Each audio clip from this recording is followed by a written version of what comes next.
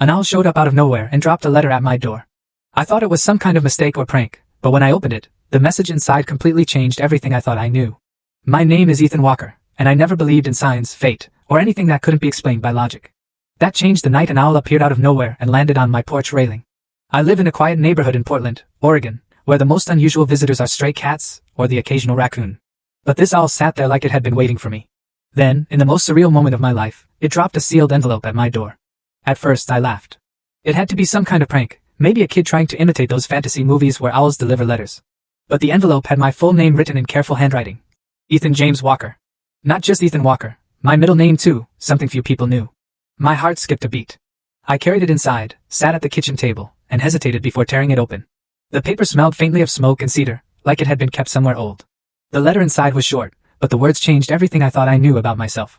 Ethan, the truth has been kept from you long enough. You were adopted. Your real mother left you in our care for your safety. If you want answers, come to Willow Creek, 9 p.m. on the full moon, M. I must have read it 100 times, my hands shaking so hard the paper rattled. Adopted? I was 31 years old, and no one had ever hinted at this. My parents, Mark and Linda Walker, had raised me with love, and I never doubted I was theirs. When I confronted them, they froze. My mom's eyes filled with tears, and my dad stared at the floor. After a long silence, Mom whispered, "We were going to tell you one day, but we didn't know how. You were so little when we brought you home, and we wanted you to feel safe, to feel ours." It felt like the ground had disappeared beneath me.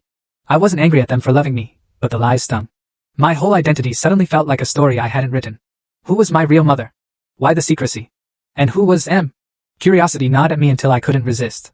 On the night of the full moon, I drove out to Willow Creek, a place I hadn't visited since childhood camping trips. The air was cold, the forest silent except for the crunch of leaves under my boots. At exactly 9 p.m., I reached the clearing. There, standing by the firelight, was a woman with streaks of silver in her dark hair. She looked at me like she'd known me my entire life. "Ethan," she said softly. "I'm Margaret. I'm your aunt. Your mother couldn't be here tonight, but she wanted you to know the truth." My chest tightened. Questions tumbled out of me. Where was she? Why did she leave? Was she alive? Margaret explained that my mother had been forced into hiding after uncovering dangerous secrets about powerful people. Giving me up was the only way to keep me safe. That night, my world split in two, the life I had always known and the one I was just beginning to uncover. I don't know what comes next, but I know one thing for sure. The owl didn't bring me a prank. It brought me the key to my real story. Full story added in below.